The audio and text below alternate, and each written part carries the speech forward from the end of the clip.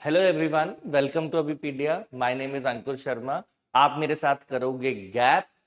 और किसी भी सब्जेक्ट को स्टार्ट करने से पहले, पेपर की तैयारी करने से पहले, इट इज वेरी इंपॉर्टेंट कि आप एक फ्रेमवर्क बना लो। और उसका सबसे इंपॉर्टेंट पार्ट होता है एमसीक्यूज और सिलेबस। सिलेबस भी हम डिस्कस करेंगे, लेकिन आज हम करेंगे प्रीवियस ईयर क्वेश्चंस जो आपके 2023 एग्जाम में आए हैं, एपी एफसी एग्जाम। ठीक है, एपीएफसी एग्जाम में जो आए हैं, ये वाले हम प्रीवियस ईयर क्वेश्चंस जो हैं वो डिस्कस करेंगे आज। इसी से ही आपका बेस बनता है तैयारी का। और इसी, क्योंकि सिलेबस बहुत वास्ट होता है, कुछ भी आ सकता है, कुछ भी पूछ सकते हैं, लेकिन हम प्रीवियस ईयर क्वेश्चंस के बेसिस पे ही हम देखते हैं कि आज तक कहां से क्वेश्चन पूछे गए हैं, और उन टॉपिक्स को तो हम बहुत अच्छे से कर लेते हैं। जैसे आपका पहला क्वेश्चन है, your first question is according to accounting standard 1, according to accounting standard 1, which of the following are the fundamental accounting assumptions? अब आपसे assumptions पूछी हैं, कौन सी हैं? तो तीन तीन के सेट दे रखे, going concern, consistency, accrual. Going concern, money measurement, conservatism. Going concern, consistency, conservatism. Going concern, accounting period और अक्रूवल। ये चार आपको ऑप्शंस दे रखी हैं, ठीक है जी।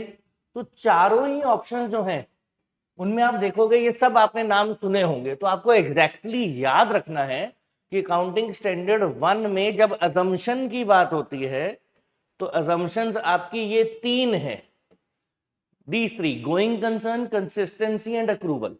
और ये जो टॉपिक है आपका कंसेप्ट्स कन्वेंशंस का, ये आपको बहुत अच्छे से आना चाहिए इस एग्जाम की तैयारी के लिए। फिर चाहे आप कॉमर्स स्टूडेंट भी हों, कॉमर्स, नॉन कॉमर्स में, चलो कॉमर्स को हम माने कि एडवांटेज होता है, लेकिन वो भी ये भूल चुके होते हैं, बहुत पहले किए होते हैं उन्होंने कभी अकाउंटेंसी स्टार्ट किया है ना। जब अकाउंटेंसी स्टार्ट किया तब किया था। तो it is very important you focus on these.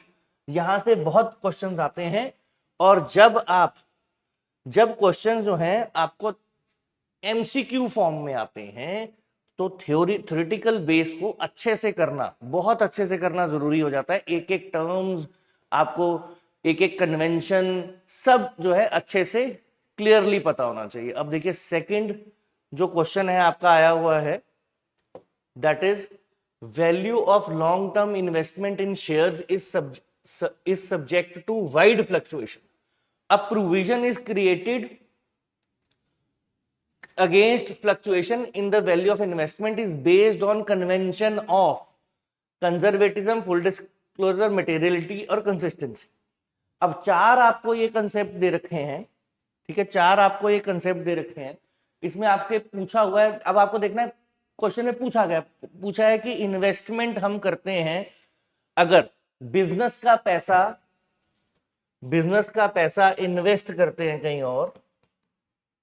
तो जब बिजनेस का पैसा कहीं और इन्वेस्ट करते हैं, किसी और इन्वेस्टमेंट में करते हैं, तो इन्वेस्टमेंट जो है आपने देखा होगा म्यूचुअल फंड में भी इन्वेस्ट करते हैं। अभी आप देखो एड्स भी आती है, म्यूचुअल फंड में कर दो, सिप कर दो, ये कर दो, वो कर दो, उनमें सब में फिर वो बताते हैं सब्जेक्ट टू अ रिस्क। अब रिस्क है तो वैल्यू ऊपर नीचे जा सकती है। कहता है उस वैल्यू को, ये जो ऊपर चली जाए तो बहुत अच्छी बात है, लेकिन नीचे चली जाए तो लॉस होगा, हमें नुकसान होगा, तो उसके लिए प्रोविजन बनाई जाती है। तो वो किस कंसेप्ट के अकॉर्डिंग बनाई जाती है? तो अगर आपको कंसेप्ट की पूरी नॉलेज हो, है ना, इन कंसेप्ट को आपने अच्छे से किया हो, तो आपके लिए ये आंसर बहुत इजी है। और नहीं किया हो तब तो आपको पता ही नहीं लगेगा, है ना। Conservatism, full disclosure, materiality, consistency, इसका आंसर है कंजर्वेटिज्म।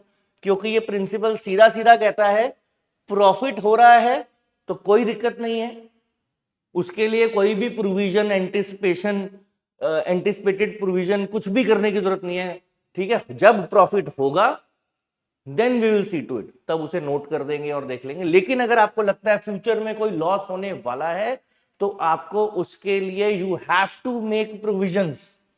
तो ये क्लियरली इस प्रिंसिपल में, कंजर्वेटिज्म के प्रिंसिपल में क्लियरली ये मेंशन्ड है। तो इसका आंसर आपका है कंजर्वेटिव। देखो दो क्वेश्चन आ गए इससे रिलेटेड, और भी आएंगे।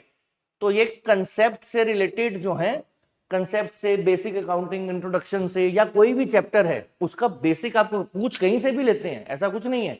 बट हाँ, बेसिक अकाउंटेंसी से जो क्वेश्चन आने के चांसेस होते हैं वो सबसे ज्यादा होते हैं, और number of questions her exam में ऐसे ही आए हैं।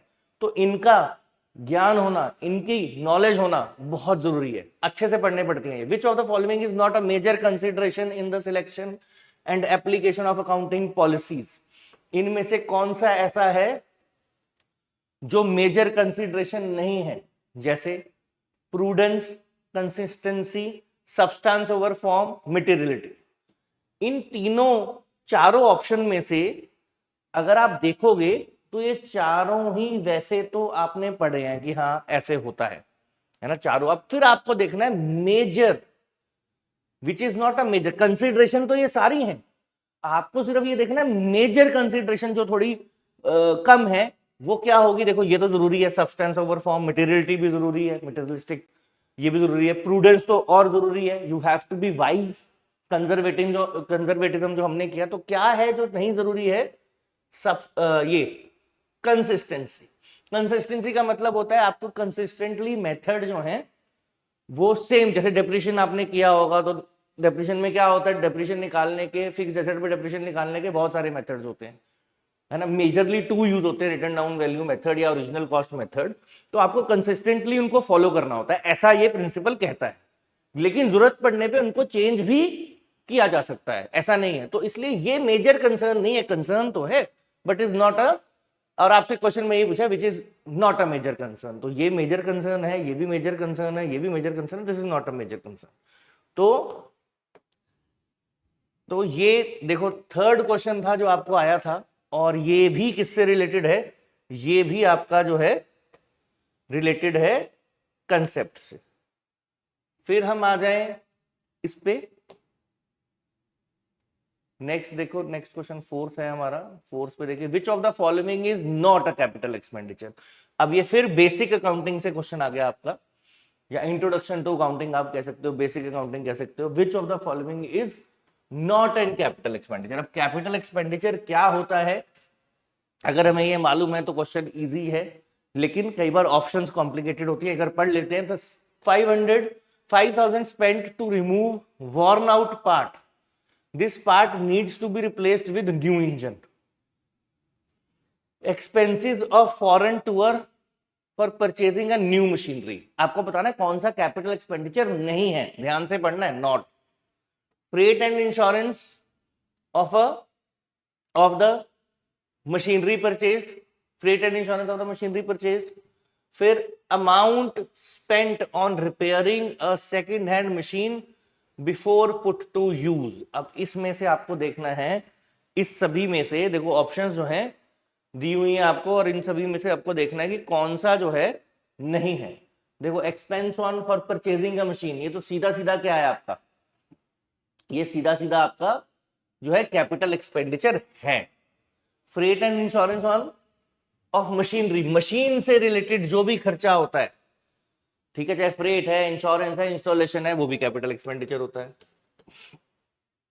Spent on repairing second hand machine, second hand machine खरीदी, परचेज की, उसको पुट टू यूज, मतलब सेकंड हैंड मशीन है, ऑब्वियसली उसको कुछ ना कुछ adjustments, wear and tear, overhauling आप करवाते हो before you start working on it, तो ये भी कैपिटल एक्सपेंडिचर है।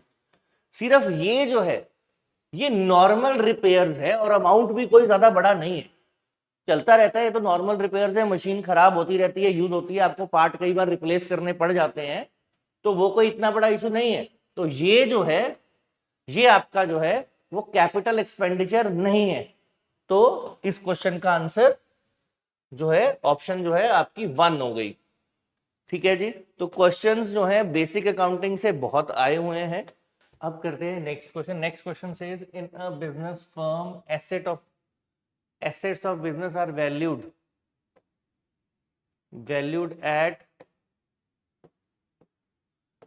on the basis of their intrinsic value rather than realizable value. This accounting is based upon money measurement, matching, going concern, consistency. 4 principal आपको दिए हुए हैं, चारों में से आपसे पूछा है कि ये जो है वो कौन से प्रिंसिपल के अंडर ये हम करते हैं। क्या करते हैं? इंटरसेक वैल्यू, मतलब जिसपे आपने उसको परचेज किया था, जिसको आप कॉस्ट भी बोल सकते हैं, कि हम जो है एसेट को जो है वो कॉस्ट पे नोट करते हैं। रियलाइजेबल वैल्यू मतलब जितना उनको उनका, देखो जब भी आप कोई एसेट लेते हो तो उसकी कॉस्ट के बाद वो काफी टाइम तक चलता है, 5 साल, कुछ एसेट 10 साल भी चलते हैं, तो उनकी मार्केट वैल्यू जो है वो वेरी करती रहती है। जैसे इन्वेस्टमेंट है या कोई लैंड है आपकी, तो अप्रिशिएट भी हो सकते हैं, कुछ डिप्रिशिएट भी हो सकते हैं। तो अकाउंटिंग प्रिंसिपल में हम उन्हें कॉस्ट पे ही नोट करते हैं, उसकी मार्केट वैल्यू पे नोट नहीं करते हैं। रिलाइजेबल वैल्यू जिस पे बिक जाएगी उस पे नोट नहीं करते हैं। ऐसा हम करते हैं किस कंसेप्ट के अकॉर्डिंग? गोइंग कंसर्न, क्योंकि बिजनेस तो देखो चलता ही रहेगा इनफानाइट पीरियड तक, जब तक आपको दिख रहा है। तो यू कांट से जब कि कब तक चलेगा बिजनेस, वो तो चलता रहेगा ना, अनलेस एंड अनटिल आप उसे शट डाउन ना करें किसी रीजन से। तो अब गोइंग कंसर्न के अकॉर्डिंग हम इसे इस पे नोट करते हैं, वरना क्या है, वरना तो हम यही देखते रह जाएंगे। ये रियलाइजेबल वैल्यू तो चेंज होती रहेगी, 6 महीने में चेंज हो सकती है। किसी चीज से इन्वेस्टमेंट लिए आपने, कुछ बॉन्ड लिए हैं, वो तो डेली फ्लक्चुएट होते हैं, फिर तो अकाउंटिंग करना बहुत मुश्किल हो जाएगा। तो इसलिए हमेशा जो है गोइंग कंसर्न कंसेप्ट के हिसाब से हम जो है इनको हमेशा कॉस्ट पे नोट करते हैं, रियलाइजेबल वैल्यू पे नोट नहीं करते हैं। ठीक है। और अगर हमें कभी सेल करनी पड़ जाए एसेट की, तो उस टाइम हम देखते हैं कितनी कॉस्ट थी, कितनी डेप्रीसिएशन या एप्रीसिएशन हो गई, और फिर जिस वैल्यू से उसे बेचा यानी कि सेलिंग प्राइस, उससे हम मैच करके देखते हैं प्रॉफिट हुआ या सेल हुआ, प्रॉफिट ऑन सेल हुआ या लॉस ऑन सेल हुआ। तो ये जो चीजें हैं आपने ध्यान रखनी है। प्रिंसिपल से रिगार्डिंग जो क्वेश्चंस हैं वो काफी सारे आते हैं, बहुत ज्यादा आते हैं, तो इनको आपने हमेशा ध्यान रखना है। फिर नेक्स्ट क्वेश्चन पे हम चलते हैं, that says insurance claim received on account of machinery damage completely by fire. ये कैपिटल रिसिप्ट है, रेवेन्यू रिसिप्ट है, कैपिटल एक्सपेंडिचर है और रेवेन्यू एक्सपेंडिचर है। तो आपको ये समझना है, देखो पैसे मिले हैं, इंश्योरेंस क्लेम रिसीव्ड है, तो ये ऑप्शन तो हो ही नहीं सकते दोनों। तो बच्चे यार रेवेन्यू और कैपिटल में देखना है, तो रेवेन्यू और कैपिटल के बीच में डिफरेंस क्या होता है? रेवेन्यू जो रिसिप्ट होती है उसका मतलब क्या होता है? रेवेन्यू रिसिप्ट का मतलब होता है कि रेगुलर बेसिस पे होती है, और बिजनेस के अंदर, ठीक है, जो रेगुलर बेसिस पे होती है वो सेल ऑफ गुड या सर्विस जो आपकी है, जिसका आप बिजनेस कर रहे हैं, उसको खरीदते बेचते हैं, उसकी ट्रांजैक्शन जो है वो रेगुलर बेसिस पे होती है। तो उसको सेल करके जो पैसा आता है बेसिकली उसको रेवेन्यू रिसिप्ट बोलते हैं। उसके अलावा आप capital receipt once in a while होगी। नॉर्मली जब भी कैपिटल रिसिप्ट होगी तो आपका या तो कोई एसेट कम हो जाता है या कोई लाइबिलिटी बढ़ जाती है। मतलब जैसे आपने लोन लिया, पैसा आया लेकिन लाइबिलिटी बढ़ गई।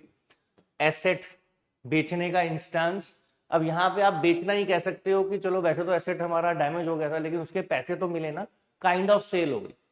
ठीक है। या कोई आप एसेट को सेल कर दें तो एसेट चला जाता है, उसके बदले आपको पैसे मिल जाते हैं। तो ऐसी जो रिसिप्ट होती हैं उनको हम कैपिटल रिसिप्ट जो है वो बोलते हैं।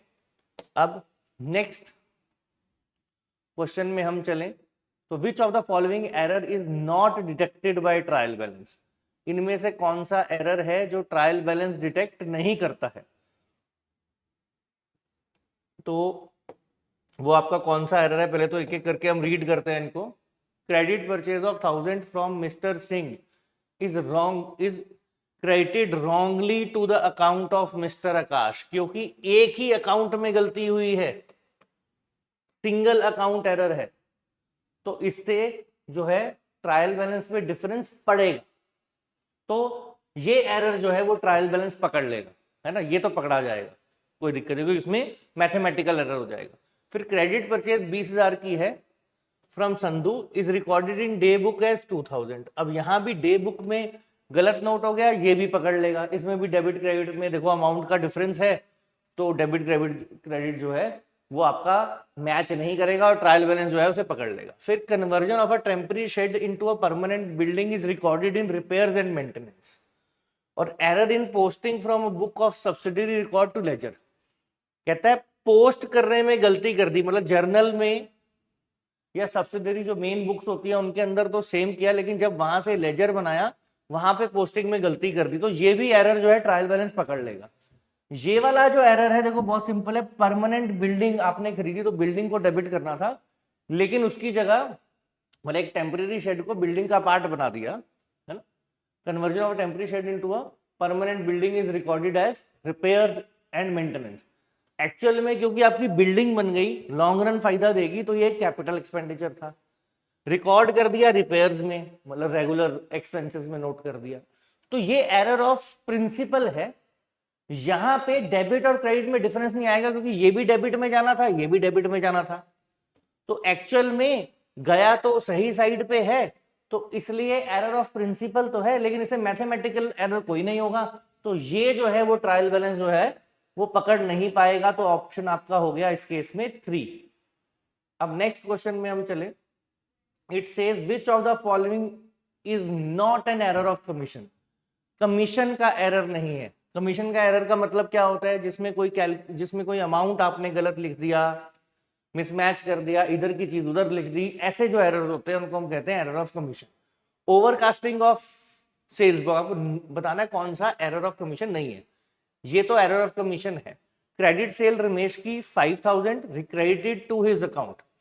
क्रेडिट सेल ऑफ रमेश 5000 इसके अकाउंट में जो है वो डेबिट होनी चाहिए थी, लेकिन क्रेडिट कर दी, तो ये भी एरर ऑफ कमीशन हो गया। रॉन्ग बैलेंसिंग ऑफ मशीनरी, ये भी एरर ऑफ कमीशन हो गया।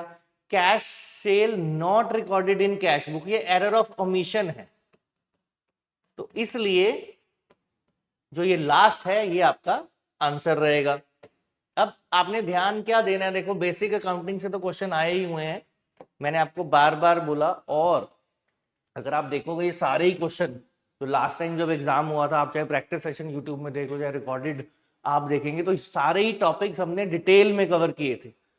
जो कोर्स है आपका, अगर आप उसमें देखोगे पहले वाला जो रिकॉर्डेड कोर्स है उसमें भी, और अगर आप यूट्यूब में भी जो हमारे लेक्चर्स थे वो आप देखोगे, तो ये सारी चीजें हमने अच्छे से कवर की हुई थी।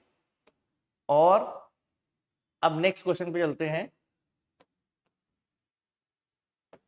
That says which of the following statement is correct? Capital reserves are normally created out of free distributable profits. Free और डिस्ट्रीब्यूटेबल प्रॉफिट्स नहीं, फॉल्स है। Dividend equalisation reserve is an example of general reserve, नहीं, general reserve नहीं है, तो specific reserve होगा, false. General reserve can be used only for specific purpose, नाम ही उसका जर्नल रिजर्व है, तो जर्नली काफी चीजों में यूज हो सकता है, तो स्पेसिफिक पर्पस के लिए falls. Provision is a charge against profit, ये ट्रू है, ट्रू ही हमें बतानी थी। अब provision is a charge against profit का क्या मतलब है? चार्ज अगेंस्ट प्रॉफिट का मतलब होता है कि आपको प्रॉफिट हो रहा है, लॉस हो रहा है, आपको जो है इस प्रोविजन को बनाना ही है। दो चीजें होती हैं, charge against profit, appropriation of profits. Charge against profit का मतलब ये है कि चाहे प्रॉफिट हो, लॉस हो, आपको उसको क्रिएट करना ही होगा, कंपल्शन है। लेकिन अगर एप्रोप्रिएशन ऑफ प्रॉफिट होगा तो इन दैट केस अगर प्रॉफिट हुआ तो आप उसको चीज को क्रिएट करते हैं, अगर प्रॉफिट नहीं हुआ तो आप उसको क्रिएट नहीं करते। ठीक है, जैसे पार्टनरशिप अकाउंट में जितनी भी चीजें पार्टनर को दी जाती हैं तो वो सारी क्या होती हैं, ऑलमोस्ट जो है वो सारी एप्रोप्रिएशंस होते हैं। तो अगर प्रॉफिट हो तो पार्टनर्स को मिलता है, वरना नहीं। ठीक है, पार्टनरशिप में जो है ये टर्म यूज होती है काफी, एप्रोप्रिएशन और charge against profit. But this is true, जो ये प्रोविजंस होती हैं नॉर्मल, ये सारी क्या होती हैं आपकी चार्ज अगेंस्ट प्रॉफिट होती हैं, एप्रोप्रिएशन ऑफ प्रॉफिट नहीं होती। अब आ जाए गुडविल इज एन अकाउंट, बहुत ही इजी क्वेश्चन आया था, सिंपल। गुडविल एसेट होता है, एसेट रियल अकाउंट होते हैं, ज्यादा कुछ सोचने की जरूरत थी ही नहीं इसमें, तो रियल अकाउंट इसका जो है वो आंसर था। अब आ जाए, देखो ये न्यूमेरिकल क्वेश्चन आया था, और 2023 से पहले कभी भी इन्वेंट्री से क्वेश्चन नहीं आया पिछले एग्जाम्स में, लेकिन आप रिकॉर्डेड लेक्चर चेक कर लेना, चाहे यूट्यूब वाले आप प्रैक्टिस सेशन भी करोगे, तो मैंने ये करवाए हुए थे, हमने ये करवाए हुए थे। ठीक है, ये लीफो भी कराया था, फीफो भी कराया था, और वेटेड एवरेज भी कराया था, और क्वेश्चन भी आया। ठीक है, तो जो हमारे स्टूडेंट्स जिन्होंने देखा था उन्होंने तो अगर ध्यान से सारी चीजें तैयारी की थी तो ये इनके लिए तो ये लॉटरी थी। और वैसे भी ये कोई मुश्किल नहीं है, बहुत बेसिक क्वेश्चन है, अगर आप समझ जाओ तो कुछ भी नहीं करना, इन आउट देखना है। सबसे पहले तो देखो डेट, देखो ये 1 जनवरी को फर्स्ट मार्क कर लो, उसके बाद डेट आई है 2nd, उसके बाद ये डेट आएगी आपकी ये 3rd, फोर्थ और ये आएगी फिफ्थ, क्योंकि डेट वाइज हमें अकाउंटिंग में ट्रीटमेंट करनी होती है। क्या बोला है? LIFO, last in first out, मतलब जो सबसे लास्ट में आपके पास आया है इन्वेंट्री के अंदर, लास्ट परचेज आपने की है, उसको सबसे पहले आपको निकालना है जब भी सेल होनी है। तो अगर आप देखें, पहला इन्वेंट्री आपके पास इतना है और पहली जो सेल है वो 6 को हो गई, तो जब 6 को सेल हुई आपके पास सिर्फ यही पड़ा है, तो इसमें से 100 निकल गया और ये आपका रह गया, ये जो बाकी रह गया वो नोट कर रहे हैं, ठीक है। फिर क्या हुआ? फिर 6 के बाद डेट आई, है ना, 6 के बाद डेट आई ये, तो अब आपके पास दो स्टॉक हैं, एक ये वाला और ये वाला, दो स्टॉक हो गए, मतलब ये पहला और उसके बाद ये लेटेस्ट आया है, लेटेस्ट स्टॉक हो गया। अब इसके बाद फिर जो है इशू किया 9 को 200। अब क्योंकि ये लास्ट इन लास्ट आउट है, sorry last in first out है, लीफो है, तो जो भी आप स्टॉक निकालेंगे पहले इसमें से निकालेंगे, क्योंकि ये लेटेस्ट स्टॉक है। तो इसमें से 200 यूनिट अगर आपने निकाल दिए तो बचा 900 इंटू 8, ठीक है जी। तो ये आपका स्टॉक बचा। उसके बाद देखो सारी एंट्रीज आपकी होगी, सिर्फ एक और परचेज आपने किया, दिस वन फिफ्थ एंट्री, तो ये स्टॉक के बाद कुछ और सेल नहीं है, कुछ और इशू नहीं है, तो ये इन टोटल आपका ये स्टॉक जो है वो बच गया। जब आप इसका टोटल करेंगे तो आपका जो आंसर है वो आ जाएगा, इसमें 700 है, इसमें 7200 है, 2700 है, तो जब आप इसको जोड़ेंगे तो आपका ये बन जाएगा 10600। ऑप्शन 3 जो है वो आपका आंसर बन जाएगा। इतना लंबा चौड़ा देखो एक्सप्लेनेशन है, ये इसलिए ताकि आपको डिटेल में समझ आ जाए, पर आपने क्वेश्चन फटाफट से ऐसे करना है, सिर्फ वही नोट करना है जैसे मैंने बताया, क्योंकि क्वेश्चन में आपको सिर्फ क्लोजिंग इन्वेंट्री पूछी थी कि साल के उसमें मंथ के एंड में इन्वेंट्री कितनी है, तो उस हिसाब से हमें क्वेश्चन करना होता है। अब देखो एक और ये न्यूमेरिकल क्वेश्चन हमारा आया था, और इन्वेंट्री और ऐसे ऐसे क्वेश्चन भी फाइनेंशियल स्टेटमेंट से हैं, और ऐसे क्वेश्चन भी हमने किए थे, अच्छे से किए थे। अब following is the trial balance, trial balance दे रखा है और ट्रेड रिसीवेबल दे रखे हैं, प्रोविजन दे रखी है, बैड डेट दे रखे हैं, इसको बोलते हैं ओल्ड प्रोविजन जो अंदर होती है। तो ओल्ड प्रोविजन की हमें रिक्वायरमेंट नहीं होती है, तो इसको तो हमें माइनस करना होता है। अब प्रॉफिट है, क्वेश्चन है क्या पूछा, एडिशनल बैड डेट हो गए 2 लाख रुपीज के, the firm has a policy of maintaining doubtful debts equal to 10% of the trade receivables, the total amount charge to profit and loss account. Profit and loss account में यहां देखना है क्या बोला है, यहाँ पे प्रॉफिट एंड लॉस अकाउंट बोला है या ये बोला बैलेंस शीट में क्या आ जाएगा, इसको ध्यान से करते हैं क्वेश्चन को। तो जो बोला है उसके हिसाब से आपने ट्रीटमेंट करनी है। अब क्वेश्चन में क्या बोला है कि क्या निकालो, प्रॉफिट एंड लॉस में क्या आ जाएगा, तो प्रॉफिट एंड लॉस में क्या आ जाएगा, एक तो देखो ये ऐसे 2 साइड पे, एक तो ये बैड डेट जाएंगे 40,000 के सबसे पहले, फिर इस बैड डेट में से जो ये ओल्ड प्रोविजन है इसको आप माइनस कर सकते हैं। अब ये दो चीजें होंगी। उसके बाद ये जो 2 लाख रुपए का एडिशनल बैड डेट है, ठीक है, ये तो हो गई माइनस,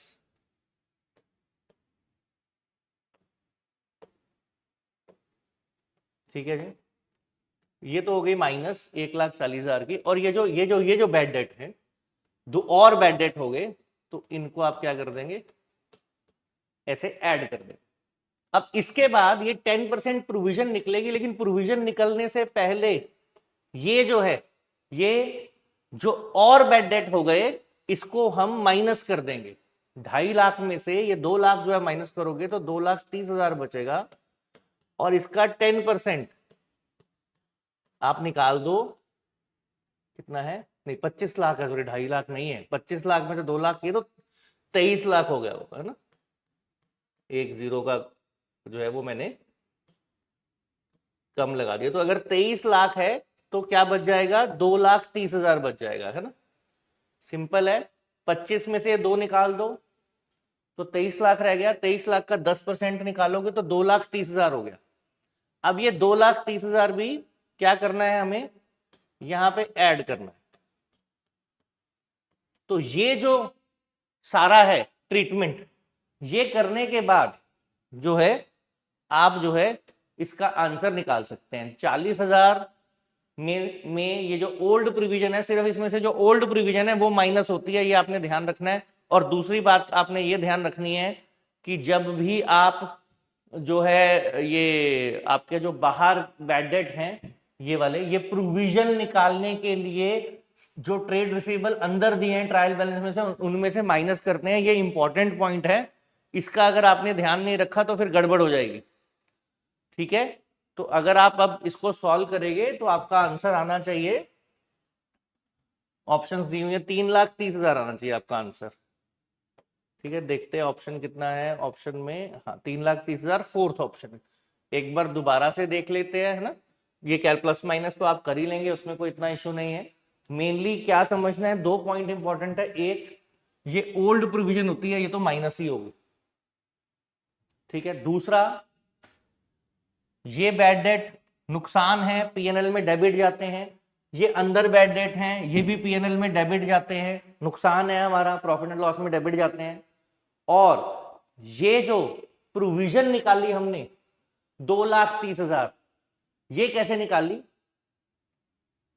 25 लाख में से दो लाख जो है, जो आपके फर्दर बैड डेट हो गए वो हमने माइनस कर देने हैं, और फिर जो बचा उसका 10% हमें यहां पे करना है। क्योंकि जो हमें पक्का ही पता लग गया बैड है, जो हमें पक्का ही पता लग गया कि बैड डेट हो गए, ये मिलने ही नहीं है, उनके ऊपर प्रोविजन भी नहीं बनाते। प्रोविजन नॉर्मल डेटर्स के ऊपर बनाते हैं, जो बैड डेट होगी उस पर प्रोविजन बनाने की जरूरत नहीं है। प्रोविजन क्यों बना रहे हैं, प्रोविजन हम बना रहे हैं कि हो सकता है कुछ पैसे मिले ना, तो मिले ना तो यहां से कंपनसेट कर देंगे। लेकिन क्योंकि पता ही लग गया कि भैया देखो, जो पैसे पक्का मिल जाएंगे उस पर भी प्रोविजन नहीं बनती, जो पैसे हमें पता है पक्का नहीं मिलेंगे उस पर प्रोविजन नहीं बनती। ये दोनों चीजों पे प्रोविजन नहीं बनती, ये आपने ध्यान रखना है। तो अगर क्वेश्चन आ जाए तो इस चीज का आपने ध्यान रखना है। तो ये आपके क्वेश्चन जो है न्यूमेरिकल 2 आए थे। थोड़ा न्यूमेरिकल में समय लगता है ज्यादा, तो इसलिए बाकी क्वेश्चंस आपको फटाफट से करने होते हैं। देखो इतनी लंबी कैलकुलेशन तो आपके एक्सप्लेनेशन के लिए है, ताकि आपको अच्छे से समझ आ जाए। लेकिन आपने एग्जाम में कैसे करना, जैसे मैंने फटाफट बताया वैसे आपने करना। जितनी तेज आप कैलकुलेट करोगे, क्या क्या ऐड होना है, क्या क्या लेस होना है, न्यूमेरिकल वाले क्वेश्चन वैसे ही, जैसे वो इन्वेंट्री वाला क्वेश्चन भी था। तो ऐसे ही हम और भी प्रैक्टिस और तैयारी करते रहेंगे। ठीक है, आप हमारे साथ ज्वाइन रहो और फिर मिलेंगे next time. Thank you very much.